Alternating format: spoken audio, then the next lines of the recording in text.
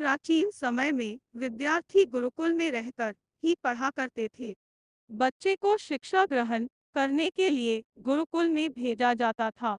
बच्चे गुरुकुल में गुरु के सानिध्य में आश्रम की देखभाल किया करते थे और अध्ययन भी किया करते थे। वरदराज को भी सभी की तरह गुरुकुल भेज दिया गया। वह आश्रम में अपने साथियों के साथ घुलने मिलने लगा, लेकिन वह पढ़ने में बहुत ही कमजोर था। गुरुजी की कोई भी बात उसके बहुत कम समझ में आती थी। इस कारण सभी के बीच वह उपहास का कारण बनता है। उसके सारे साथी अगली कक्षा में चले गए, लेकिन वो आगे नहीं बढ़ पाया।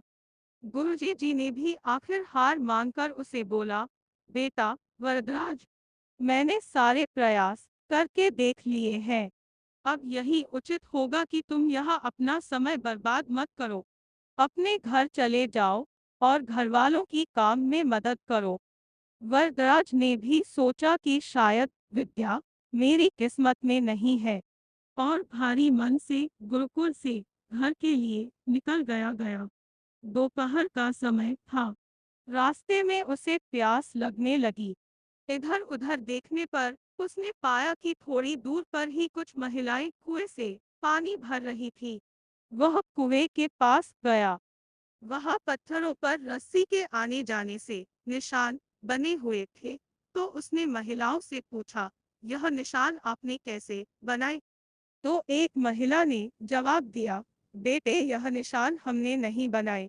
यह तो पानी खींचते समय इस कोमल रस्सी के बार बार आने जाने से ठोस पत्थर पर भी ऐसे निशान बन गए हैं। वरदराज सोच में पड़ गया। उसने विचार किया कि जब एक कोमल से रस्सी के बार बार आने जाने से एक ठोस पत्थर पर गहरे निशान बन सकते हैं, तो निरंतर अभ्यास से मैं विद्या ग्रहण क्यों नहीं कर सकता। वरदराज ढेर सारे उत्साह के साथ वापस गुरुकुल आया और अथक कड़ी मेहनत की। गुरुजी ने भी खुश होकर भरपूर सहयोग किया।